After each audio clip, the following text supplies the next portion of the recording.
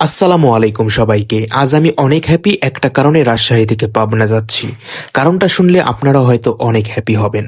আমার আদরের ছোট্ট ভাগ্নি ক্লাস 1-এ একরোল করেছে। এই খুশিতে আমি দৌড়িয়ে দৌড়িয়ে টেনে উঠে পাবনায় যাচ্ছি। আর ইনশাআল্লাহ ছোট্ট ভাগ্নিকে অনেক সুন্দর একটা উপহার দেব।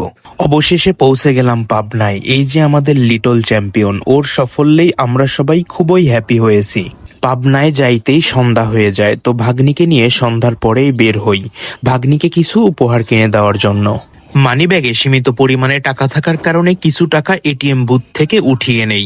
ভাগ্নিকে বলেছিলাম তুমি কি কিনতে চাও, ভাগ্নি বলে কিছু কিনবে না, সে রেস্টুরেন্টে গিয়ে মজার মজার খাবার খাবে। তো মামা ভাগ্নি মিলে রেস্টুরেন্টে মজার মজার খাবার খাওয়ার সিদ্ধান্ত নেই। ওকে নিয়ে চলে এলাম ওর পছন্দের রেস্টুরেন্টে। আজ ও যা খেতে চাইবে সব মামার পক্ষ থেকে ট্রিট।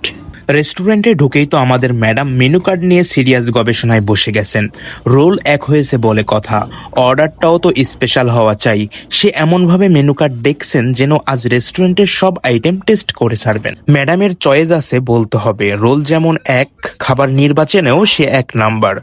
গরম গরম গ্রিল চিকেন আর সাথে নান রুটি, তার মানে খাবারটা জাস্ট ফাটাফাটি। গ্রিল এতটাই জুসি আর টেস্টি ছিল যে আমরা দুজন মিলে একদম চেটে পুটে খাচ্ছিলাম।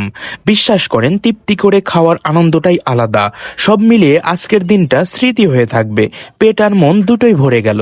খাওয়া দাওয়া শেষ, আড্ডা হলো, এবার বাড়ির দিকে ফেরার পালা। আজকের দিনটা সত্যিই খুবই স্পেশাল ছিল। ছোট্ট মানুষের বড় এই অর্জনে আমি সত্যিই খুবই আনন্দিত।